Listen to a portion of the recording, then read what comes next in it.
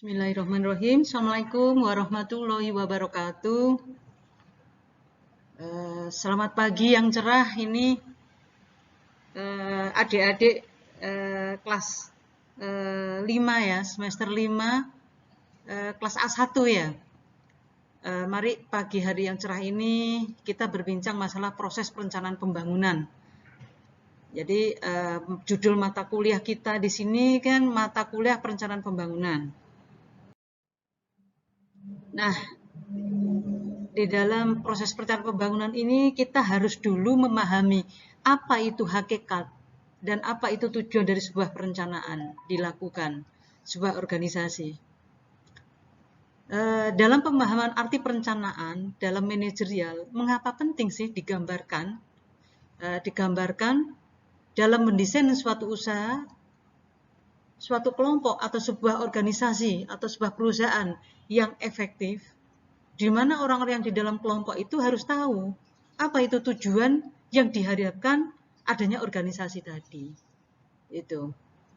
Kemudian fungsi perencanaan yang paling fundamental di sini dari semua fungsi manajerial antara lain seleksi daripada berbagai alternatif arah tindakan di kemudian hari untuk perusahaan sebagai keseluruhan dan setiap departemen serta penyelesaian sasaran-sasarannya serta menentukan cara-cara untuk mencapainya. Jadi kita kalau ngomong masalah fungsi perencanaan ini sangat penting karena di dalam manajerial ini terdapat beberapa divisi-divisi dan di mana divisi itu ada kepala divisi dan seksi-seksi yang ada di dalamnya. Nah, fungsi perencanaan inilah untuk mengarahkan organisasi untuk menyelesaikan sasaran apa yang akan dicapai dan bagaimana cara mencapainya. Nah, ini salah satu daripada fungsi daripada perencanaan. Nah, kemudian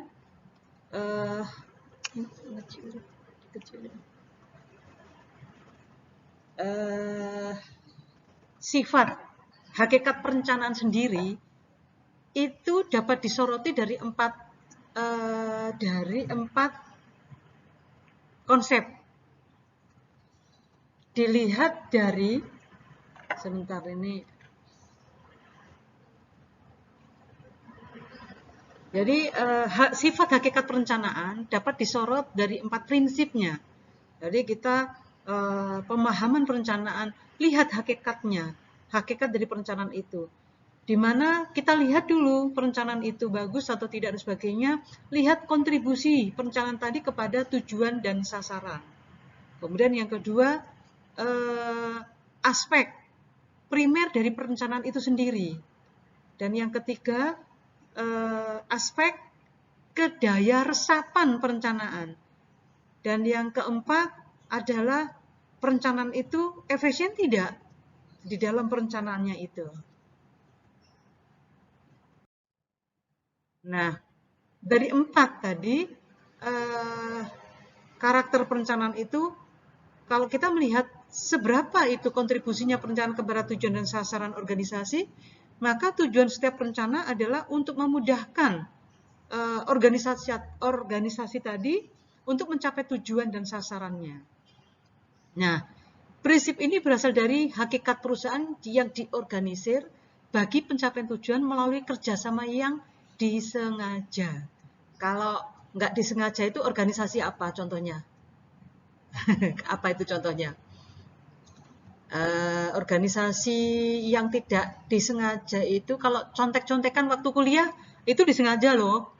Tapi kalau contoh kayak organisasi kerjasama, di sini prinsipnya ini organisasi RT, RW itu juga sengaja. Jadi ada komitmen di dalamnya.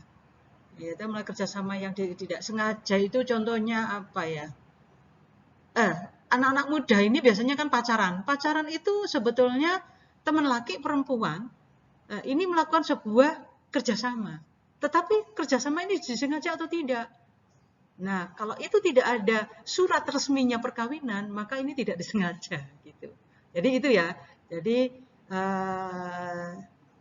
adik-adik di sini melihatnya kontribusi daripada perencanaan itu memberikan kemudahan untuk mencapai tujuannya. Itu ya.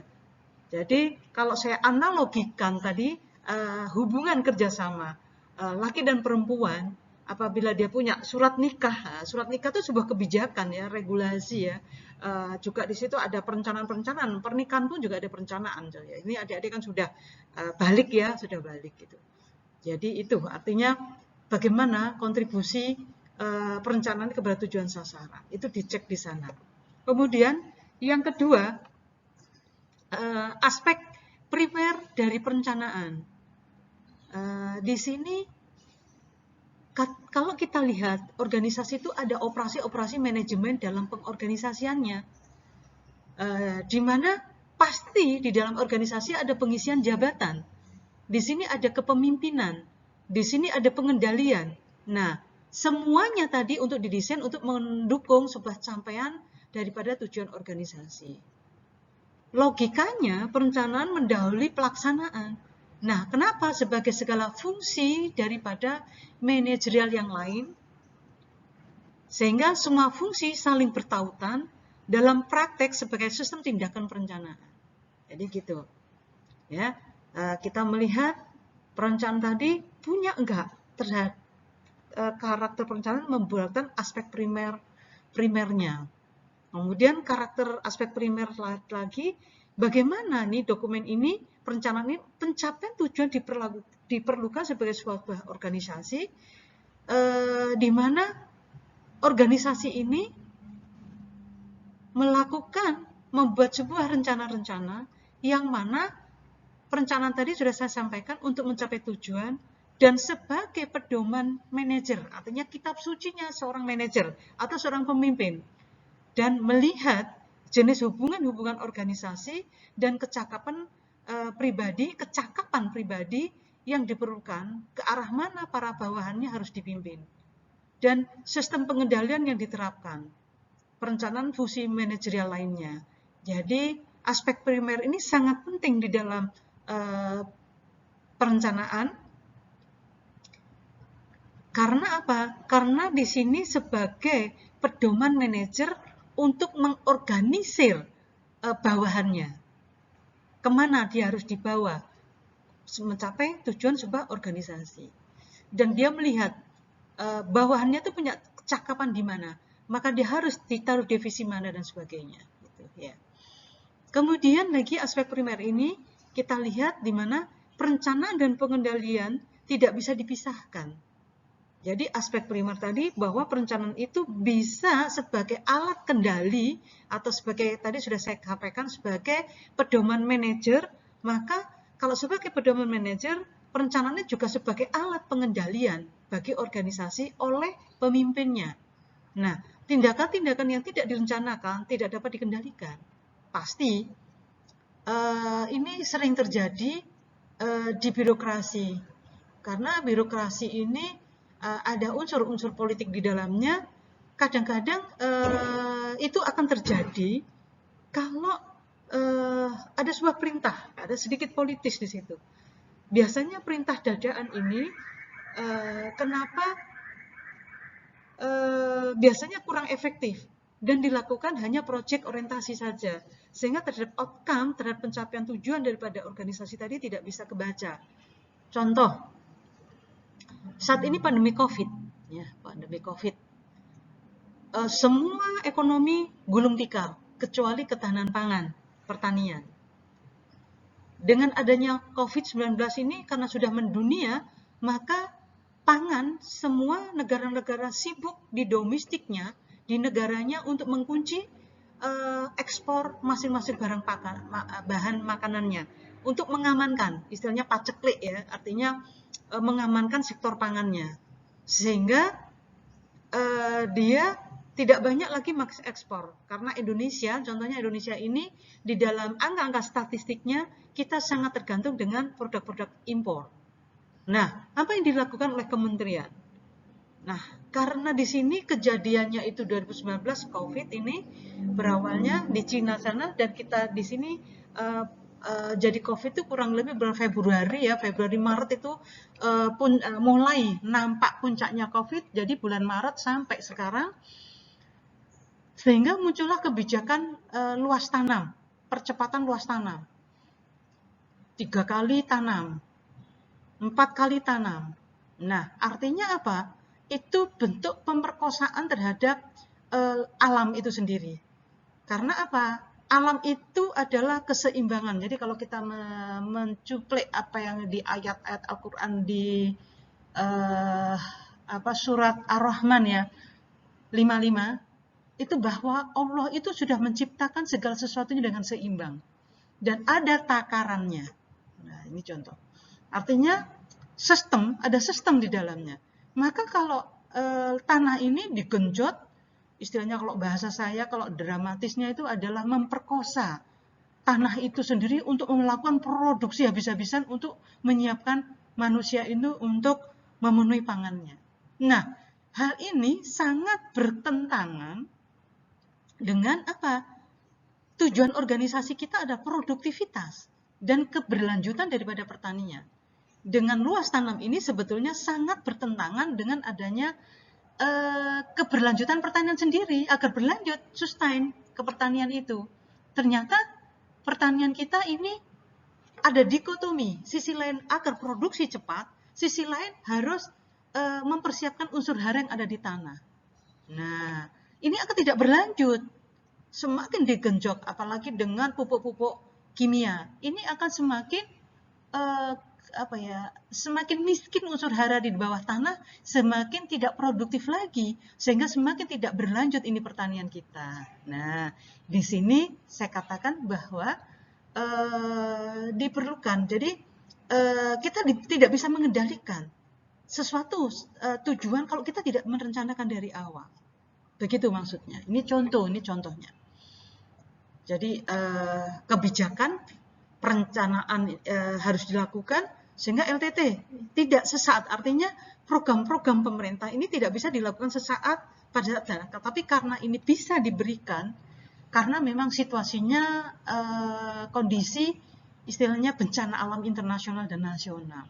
Ini bisa sah-sah saja. Cuma ini hanya konteks ya, dalam arti saya menyampaikan ini di dalam kampus akademisi, karena saya juga orang birokrasi, saya sampaikan ini sekali lagi ini konteks birokrasi, konteks ini aktivitas kebijakan-kebijakan yang ada di birokrasi, dan saya ini menyampaikan dalam tataran kuliah. Melihat sebuah perencanaan tidak dilakukan, kemudian dilakukan eksekusi seorang pimpinan, ini akan tidak bisa kita kendalikan. Contohnya kita tidak bisa mengadilkan dengan akibat adanya percepatan luas tanam. Nah, ini terjadinya hama, serangan hama. Itu yang namanya tikus, makan gemuk ini, tanam, habisin dia lagi, tanam lagi, habisin dia lagi, dan sebagainya. Belum lagi muncul lagi organisme penyakit-penyakit yang lain gitu di dalam ininya. Jadi kita nggak bisa mengendalikan apa yang terjadi ke depan. Tapi kalau direncanakan, maka organisasi ini bisa mengendalikan apa yang menjadi tujuan, yaitu tujuan organisasi Kementerian Pertanian, Dinas Pertanian itu mencapai produktivitas, ketersediaan pangan dan ketahanan pangan. Itu tadi ya. Kemudian lanjut, perencanaan itu harus memiliki aspek daya resap perencanaan. Kenapa? Karena perencanaan adalah fungsi dari manajemen. Meskipun ciri dan luas perencanaan akan berubah sesuai dengan otoritas dalam organisasi, dengan sifat karakter daripada kebijakan yang ada, dan rencana-rencana yang diuraikan oleh atasan mereka. Sehingga mereka tidak dapat menjalankan kebijakan kalau mereka bukan manajer, maka tidak punya tanggung jawab untuk perencanaan. Jadi daya resap perencanaan ini terkait juga terhadap otorisasi, kewenangan, sehingga kewenangan-kewenangan ini berimpitan dengan fungsi-fungsi daripada kebijakan itu sendiri. Kemudian kesadaran akan daya resap perencanaan itu berguna dalam menjelaskan apa itu perbedaan antara pengambilan keputusan, yaitu leadernya, dan administrator sebagai implementatornya, bawahan-bawahan daripada manajer itu sendiri. Nah, ini terkait, daya resap ini juga terkait sama bagaimana mendelegasikan atau kedudukan otoritasnya dalam organisasi. mungkin melakukan lebih banyak perencanaan atau perencanaan yang mungkin lebih mendasar dan lebih dapat diterapkan pada bagian yang lebih besar dari sebuah organisasi. Jadi itu. Kemudian juga aspek daya resap ini, karena semua manajer dari presiden direktur sampai kepada para penyelia melakukan perencanaan terhierarki, maka terhierarki dalam ini kalau saya analogikan atau saya gambarkan adalah ada itu kepala badan, kepala dinas misalkan. Kemudian di kepala dinas itu ada divisi-divisinya, ada bidang. Dan kemudian ada sub bidang yang membuat rencana-rencana ada di dalamnya. Kemudian perencanaan tersebut di dalam wilayah terbatas di bawah peraturan-peraturan dan prosedur yang cukup ketat. Artinya perencanaan ini harus konteksnya adalah kewenangan, konteksnya lagi dia harus melalui kewenangan dan hierarki jabatan yang dia punya. Nah, kemudian juga ada prosedur-prosedur dan aturan-aturan yang ada di dalam implementasinya. Nah, aspek daya resap perencanaan ini ada indikator-indikator di dalamnya bisa dilihat dari kepuasan kerja tadi. Nah, karena di sini merupakan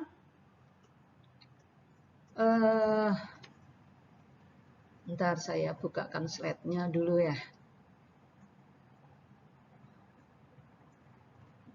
Nah, ini di sini ada kepuasan kerja, faktor utama penyebab sukses para pengawas pada tingkat organisasi yang paling rendah. Nah, faktor kemampuan para penyelia itu untuk merencanakan. Artinya, di sini maksudnya, aspek daya resap sebuah perencanaan harus mampu mengarahkan kepada kepuasan kerja yang ada di dalamnya. Dan kemudian juga di sini ada alat. Jadi perencanaan ini ada alat memberikan sebuah kesuksesan bagi auditornya, gitu ya. Nah, jadi entah itu auditor internal maupun auditor eksternal atau pengawas internal maupun pengawas eksternalnya, gitu. Kemudian yang keempat, perencanaan itu ada punya efisiensi rencananya seberapa jauh di sini. Nah, efisiensi suatu rencana diukur berdasarkan jumlah kontribusinya. Seberapa besar kontribusi rencana ini terhadap pencapaian organisasi? Seberapa besar efisiensinya terhadap sasaran-sasaran organisasi? Yang mana diimbangi oleh biaya dan konsekuensi-konsekuensi lainnya yang biasanya tidak dicari, terutama diperlukan untuk memformulasikan atau merumuskan dan mengoperasionalkan organisasi tersebut. Jadi, suatu rencana dapat memberikan kontribusi kepada pencapaian tujuan dengan biaya atau biaya yang tidak mahal dan kecil. Gitu. Jadi, efisien. Hitungannya di situ. Nah, kalau kita lihat secara umum, apa itu konsep efisien? Konsep efisien itu adalah seberapa besar itu output yang kita siapkan dan berapa besar akan menjadi output yang kita dapatkan dari sebuah organisasi tadi. Tetapi melewati pengertian biasanya mengenai input dan output ini yang terkait efisiensi bisa diartikan dalam bentuk uang, bisa diartikan dalam jam-jam kerja lebih efisien karena nanti kaitannya dengan upah daripada pekerja. Dan juga efisien terhadap rencana terhadap unit-unit produksi. Bisa jadi kalau itu nggak perlu harus 5 divisi misalkan. Kepala badan tadi harusnya cukup 3 divisi dengan adanya perencanaan tadi. Nah, maka perencanaan ini efisien sekali. Nah, gitu ya. Karena semakin banyak divisi, maka semakin juga banyak tenaga kerja. Banyak tenaga kerja, maka akan banyak juga uang yang harus dikeluarkan oleh perusahaan.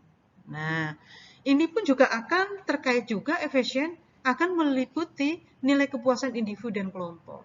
Artinya itu tingkat efisiensi ini bukan sekedar input output terhadap resources, terhadap uang, terhadap waktu, terhadap jumlah apa istilahnya ya, jumlah unit-unit organisasi yang ada di dalamnya, tetapi yang tidak kalah penting adalah kepuasan individu dalam kelompok untuk banyak melakukan aktivitasnya di dalam divisinya untuk mencapai tujuan organisasi.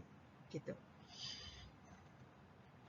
Nah, banyak manajer telah mengikuti rencana-rencana, misalnya manajernya berusaha memperoleh kapal terbang pada perusahaan angkutan udara misalnya, di mana biayanya lebih besar daripada pendapatan yang mungkin dihasilkannya. Sebenarnya ada pesawat terbang yang menurut pengalaman perusahaan angkutan udara tidak akan menghasilkan uang. Beberapa perusahaan telah berusaha tanpa efisiensi untuk mencapai tujuan. Jadi itu adalah contoh-contoh ya, misalkan konsep efisiensi itu adalah contoh kepuasannya, bukan diukur dari rupiah. Jadi kalau jumlah SDM yang dibutuhkan, jumlah jam kerja dibutuhkan, nanti berefek terhadap rupiah. Kalau ini adalah meliputi bagaimana juga meliputi efisien, meliputi terhadap nilai-nilai daripada kepuasan individu yang bekerja yang ada di dalam organisasi tadi, yang melakukan kerjasama di dalam organisasi tadi. Nah, tujuan selalu dihadapkan pada konsekuensi yang tidak diinginkan mengenai tiadanya akseptasi di dalam pasar. Jadi tujuan selalu dihadap pada konsekuen yang tidak diinginkan mengenai tiada aset di dalam pasar. Misalnya, ketika seorang pengusaha pabrik mobil mencoba merebut pasar dengan memberi tekanan di produksinya, ada mesin tanpa kemajuan bersaing. Wah, ini nggak bisa lah. Jadi dia si perusahaan ini harus punya perencanaan yang terintegrasi, bagaimana tune-in-nya produk-produk mobilnya ini, corak yang disukai pada zamannya, dan mode mobil yang diinginkan. Kalau sekarang ini isunya adalah BBM akan menjadi krisis BBM, krisis energi. Maka yang diciptakan ke depan adalah mobil-mobil yang irit, irit BBM dan sebagainya. Dan juga karena mobil itu semakin padat di perkotaan, maka akan muncul lagi mode-mode mobil yang lebih kecil, misalnya gitu. Itu adalah bagaimana kita merebut pasar. Nah, perencanaan ini harus memberikan efisiensi mengarah ke sana. Kemudian rencana-rencana juga menjadi tidak efisien dalam pencapaian tujuan dengan mengancam kepuasan kelompok.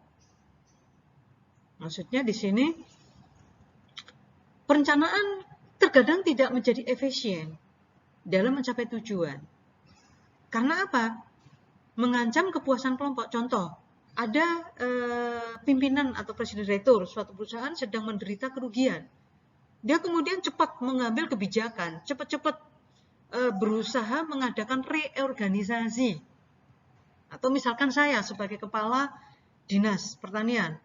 Kemudian sebagai kepala dinas pertanian baru, dia mencoba lihat di sini dengan adanya isu COVID dan sebagainya, kami ingin percepatan melakukan sebuah perubahan. Nah, mengadakan reorganisasi.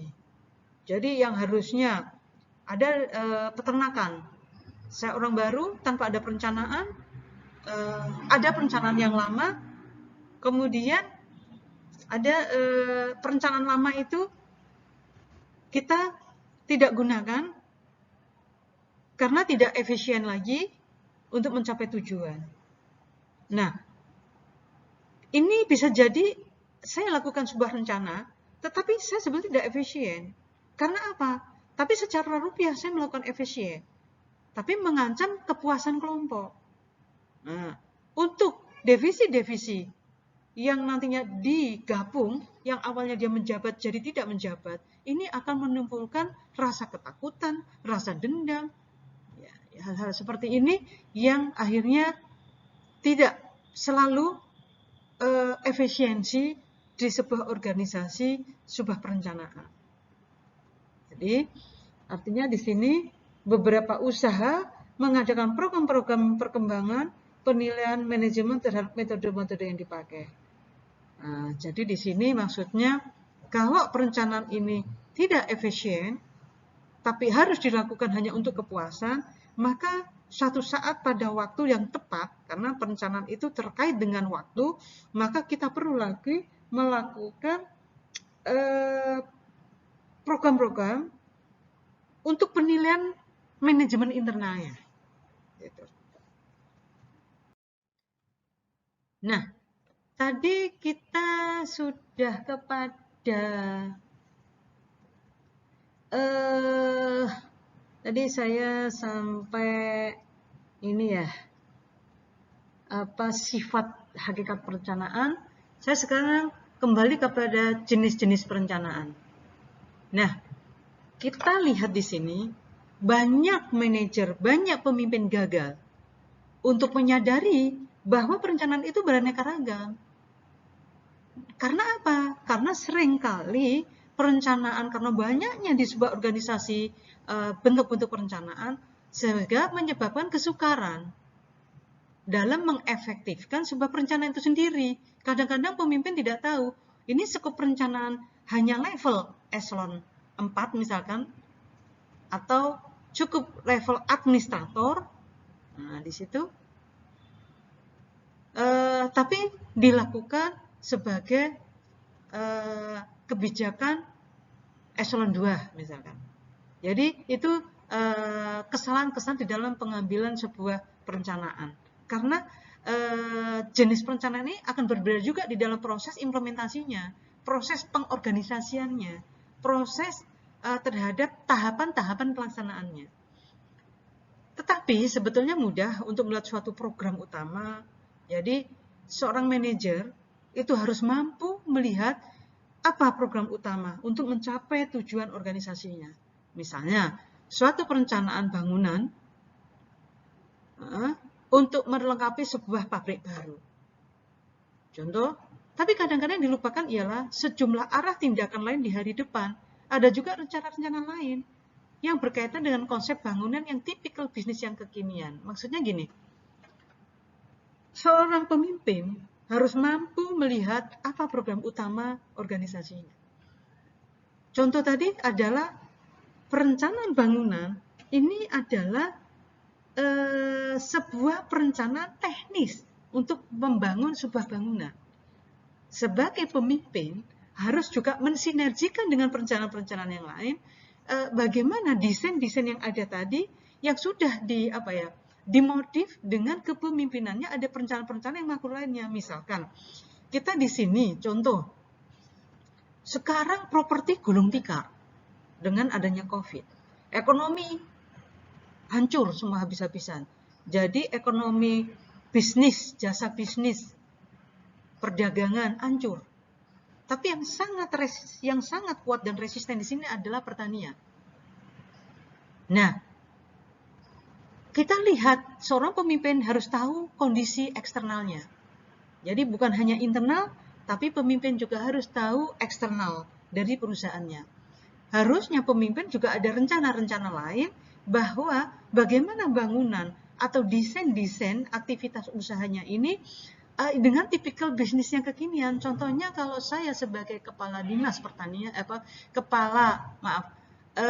kepala perusahaan atau manajer perusahaan di properti, lahan-lahan nganggur, misalkan lahan-lahan nganggur, karena kemudian ada lahan kosong, kemudian ada ini hotel kosong, kemudian ini harus ada lagi perencanaan yang harus dilakukan tahun yang sama untuk membangun sebuah kawasan untuk kafe dan sebagainya misalkan. Maka saya seorang pemimpin maka akan menggabungkan atau mengawinkan semua isu-isu eksternal tadi menjadi satu kesatuan, menjadi bangunan yang kekinian.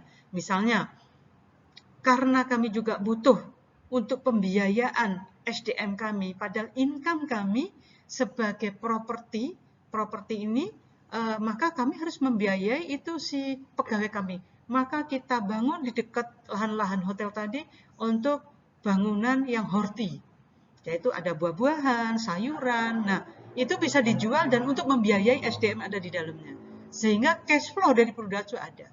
Kemudian yang kedua, konsep-konsep bangunan eksternal, yaitu yang outdoor-nya itu berkonsep semi wisata, sehingga orang luar pun bisa masuk, tetapi ada gerbang untuk masuk dicas, yaitu di bawahnya bisa untuk pertanian dan konsep wisata, dan ada kafe, dan kafenya karena ini social distance, maka yang dilakukan lebih sana sinar matahari masuk dan sebagainya. Nah, itu karakter daripada perencanaan itu karakter perencanaan yang mendesak. Ada itu waktunya, tergantung waktunya. Nah, maka sentuhan daripada perencanaan bangunan tadi berbeda dengan perencanaan yang menjadi perencanaan seorang pemimpin. Itu maksudnya.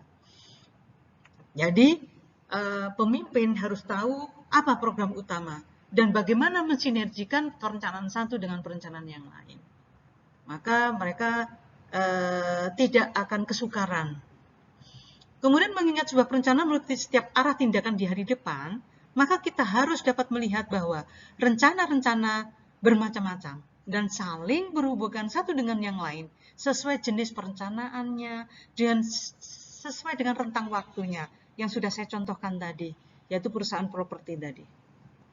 Kemudian rencana-rencana tadi diklasifikasikan di sini sebagai tujuannya. Jadi rencana itu pasti ada tujuannya, ada pencapaian misinya, ada sasarannya, ada strateginya, ada kebijakan, ada peraturannya, ada prosedur-prosedur dalam melaksanakannya. Kemudian diikuti program-programnya, ada perencanaan programnya, ada perencanaan anggarannya. Nah, semua tadi sifat kesemuanya itu biasanya dinyatakan sebagai suatu hierarki perencanaan. Nah, hierarki perencanaan ini dapat dilihat dari siklus seperti ini. Jadi kalau seorang pemimpin itu manajerial, itu kita lihat kepemimpinannya, kemampuan seorang pemimpin melihat program-program kegiatan utamanya, seorang pemimpin juga melihat daripada tujuan organisasinya, seorang pemimpin harus tahu kecakapan masing-masing SDM-nya dan sebagainya. Seorang pemimpin juga mampu untuk mengendalikan daripada organisasinya. Nah, hierarki perencanaan itu ada perencanaan dari sebuah perusahaan secara makro. Apa tujuan bisnis daripada perusahaan, yaitu apa tujuan dan misi sebuah perusahaan. Kemudian tujuan tadi ada dokumen perencanaan untuk sasaran-sasaran yang akan dicapai. Kemudian untuk mencapai sasaran dilakukan lagi perencanaan strategi-strategi bagaimana untuk mencapai strategi-strategi tadi. Nah, untuk pencapaian strategi tadi, seorang pemimpin harus ada perencanaan untuk kebijakan. Direncanakan kebijakan-kebijakan apa saja untuk mencapai strategi tadi. Jadi kebijakan-kebijakan penting dan yang kurang penting dibuang, dan yang penting dilakukan, buat aturan mainnya untuk mencapai strategi-strategi tadi. Nah, kemudian program-program yang penting atau kurang penting dan yang mendukung dan tidak mendukung. Nah, seorang pemimpin harus sanggup melihat tipologi hierarki dari sebuah perencanaan. Jadi anggaran daripada anggaran setelah program-program itu direncanakan oleh pemimpin, dibuat program prioritas, dibuat program utama, kemudian dibuatlah pemimpin harus mampu dengan divisi, kepala-kepala divisi di bawahnya, penyelianya, dia harus mampu menciptakan perencanaan anggaran di dalam program-programnya. Itu sehingga nanti memakai angka-angka berapa rupiah dari masing-masing program, berapa rupiah daripada di breakdown daripada sebuah aktivitas-aktivitas tadi. Nah, itu yang dikatakan sebagai hierarki sebuah dokumen perencanaan di dalam sebuah organisasi. Baik itu organisasi nirlaba maupun private sector maupun public sector. Nah, kalau kita menyimak daripada jenis perencanaan apa itu tujuan sebuah organisasi, maka setiap jenis operasi suatu organisasi pemerintah, contohnya pemerintah ya, karena kebijakan publik, judul kuliahnya teman-teman itu administrasi publik. Artinya teman-teman ini, adik-adik ini, kalau ngomong adik-adik aku tambah tua ya, Rek. Jadi tak anggap teman-teman saja, saya jadi punya jiwa muda supaya saya tidak pikun karena usia saya sudah di atas 50 ya. Teman-teman ini juga harus memahami perencanaan organisasi, perencanaan sebuah organisasi ini, tujuan organisasi ini kita arahkan kepada organisasi pemerintah, yaitu publik. Di dalam sistem sosial harus mempunyai tujuan misi sebagai konsekuensi suatu organisasi yang mana bertanggung jawab pada masyarakat. Maksudnya organisasi pemerintah ini bertanggung jawab pada masyarakatnya. Dia mengemban amanah daripada tanggung jawabnya terhadap pelayanan kepada masyarakatnya. Maka organisasi ini harus memiliki rencana-rencana strategis. Jadi di sini rencana kerja organisasi tadi. Jadi nanti ada rencana renstra, rencana strategis ya, secara makro sebuah organisasi, dinas ya, misalkan dinas pertanian, badan perencanaan pembangunan daerah, dinas peternakan, misal dinas macam-macam dinas gitu ya. Kemudian perencanaan yang bersifat untuk mencapai tujuan organisasi atau dunia usaha ini atau laba ya, private ini adalah memproduksi dan mendistribusikan barang-barang dan jasa secara ekonomis. Artinya ini saya menyuplai daripada teori-teori daripada organisasi private. Ya, private. Jadi mencari untung dia. Dia memproduksi barang, kemudian dia mendistribusikan barang. Atau dia melakukan juga jasa-jasa pelayanan ekonomi, misalkan jasa hotel dan sebagainya, atau jasa-jasa pengiriman dan sebagainya. Gitu. Jadi dia memproduksi. Kalau organisasi pemerintah, maka pemerintah ini punya harus perencanaan tujuannya apa? Kalau dinas pertanian misalkan, dinas pertanian ini sebagai kepala dinas pertanian, dia harus tahu apa kinerjanya. Kinerja pemerintah di dinas pertanian, saya harus menciptakan produksi atau ketahanan pangan. Berapa produksi pangan kita? Gitu. Jadi untuk melayani masyarakat untuk kebutuhan pangan masyarakat. Nah, misi suatu perusahaan, contoh ini ya, misi suatu perusahaan minyak seperti Exxon contohnya, ini perusahaan private ya. Dia ngebor, mencari minyak dan memproduksinya. Kemudian setelah diproduksi, dia lakukan penyulingan dan memasak minyak bumi dan jumlah beraneka ragam produknya dari minyak bumi. Nah, kemudian juga contohnya misi DuPont Company, contoh juga sebuah perusahaan. Dia menyatakan misi dia, tujuan dia adalah unggul di barang-barang atau produk-produk dari kimia. Maka misi ini diterjemahkan untuk perencanaan-perencanaan yang ada di bawahnya. Dia melakukan misi atau tujuan daripada organisasinya. Nah, kadang-kadang pemahaman terhadap misi sebuah organisasi, baik itu di dalam usaha bisnis maupun usaha publik, sama dengan tujuan mencari laba. Suatu perusahaan harus mempunyai surplus laba. Nah, kenapa di administrasi publik pemerintah ini anggaran berbasis kinerja? Sebetulnya organisasi publik itu mengadop sistem akuntansi yang ada di sektor private, di dalamnya di situ. Jadi ada mau tidak mau ya memang organisasi yang tidak pernah mati itu adalah organisasi publik. Karena kita melayani masyarakat. Selama ada masyarakat, maka organisasi birokrasi ini ada terus gitu. Tapi kalau bisnis, dia harus ada untung. Kalau tidak, sudah matilah organisasi tadi. Maka dia harus mencari laba. Ada surplus laba di dalamnya. Nah, perusahaan bila ingin tetap berjalan dan melakukan tugas yang telah dipercayakan masyarakat kepadanya, harus melakukan aktivitas-aktivitas, dan dia harus organisasi terus bergerak ke arah yang jelas untuk mencapai dan memenuhi sebuah misi organisasi.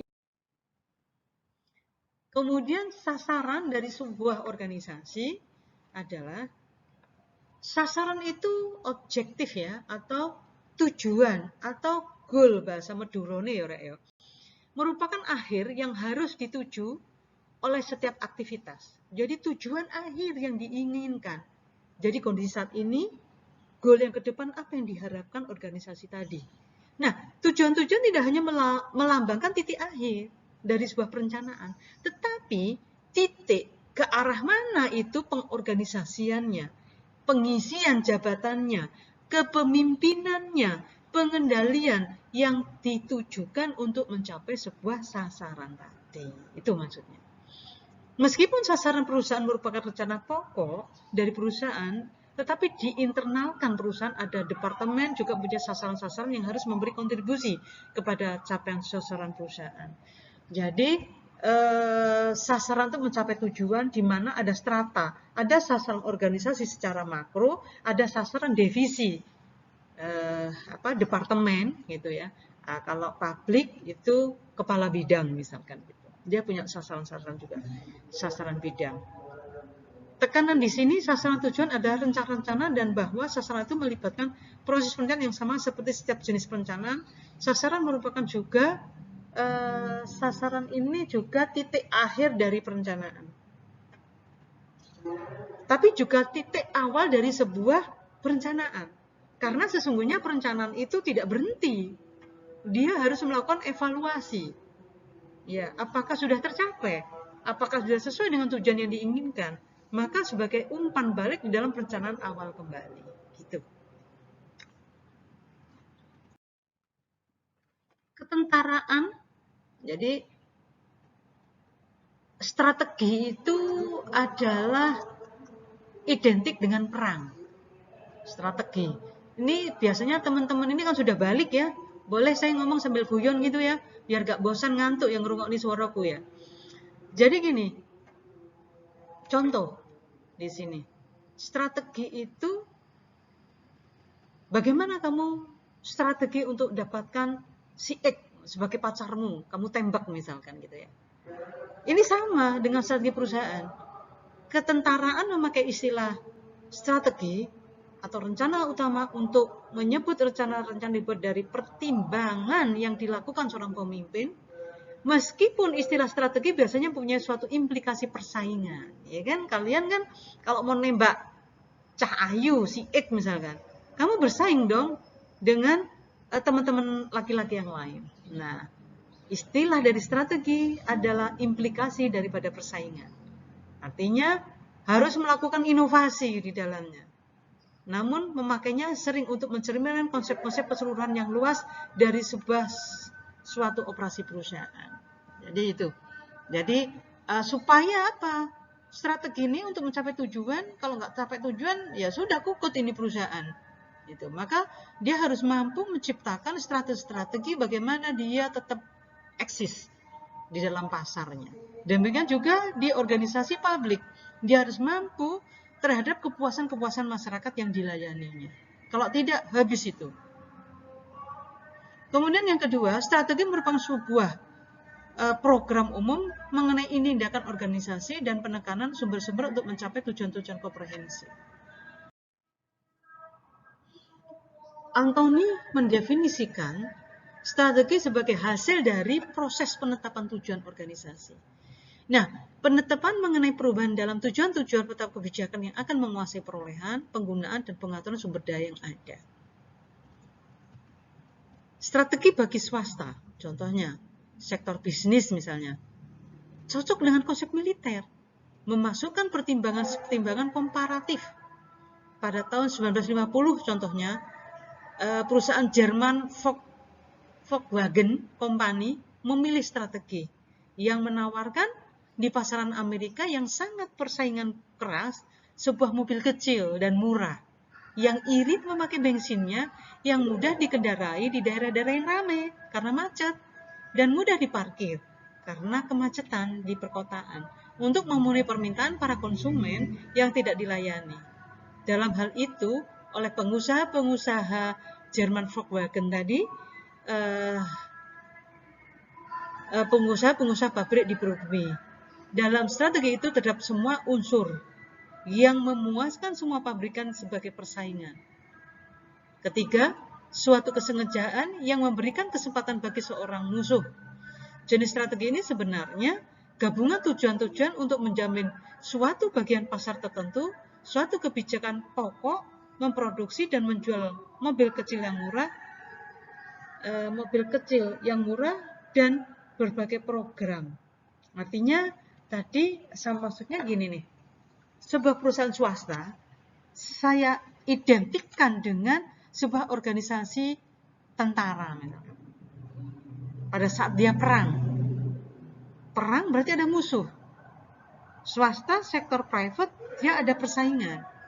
Maka supaya dia tidak mati dengan pangsa pasar mobil yang lain, maka dia melakukan inovasi tadi. Dia irit bensin, dia kecil, kemudian warnanya cantik, terus kemudian murah lagi. Nah, diburu oleh yang mana pabrikan-pabrikan lain tidak melakukan ini. Artinya kita melakukan sebuah inovasi. Artinya kalau gampangnya teman-teman ya, kamu ingin mendapatkan anak gadis X. Anak gadis X rata-rata teman-teman yang datang ini karena dia gadis cantik ya, maka yang datang-datang bermobil. Tapi kamu nggak punya mobil, kamu nggak perlu semuanya pada mobil, kamu nggak perlu harus pakai mobil. Nah, tapi kamu memberikan, lihat apa yang diinginkan si X. Karena tujuan kamu adalah untuk mendapatkan si X. Apa yang disukai si X, apa yang tidak disukai si X. Oh, ternyata si X tadi adalah cewek yang tidak materialistik. Tapi dia suka keilmuan, dia suka buku. Sudah, kamu data sepeda kan, murah, efisien perencanaannya. Kamu bisa berikan buku dan sekuntum bunga. Gitu ya, teman-teman gitu ya. Itu gampangnya untuk strategi, gitu ya. Untuk sementara sampai di sini pertemuan kita, dan tolong dibaca karena ini berkaitan satu dengan yang lain. Proses perencanaan, karena kalau teman-teman ini sebagai lulusan alumni administrasi publik, perencanaan itu adalah pedoman kitab sucinya seorang administrasi publik. Maka harus mampu di dalam pemahaman di dalam perencanaan. Karena perencanaan yang kita tekankan adalah perencanaan pembangunan. Sampai ketemu di minggu depan. Wassalamualaikum warahmatullahi wabarakatuh.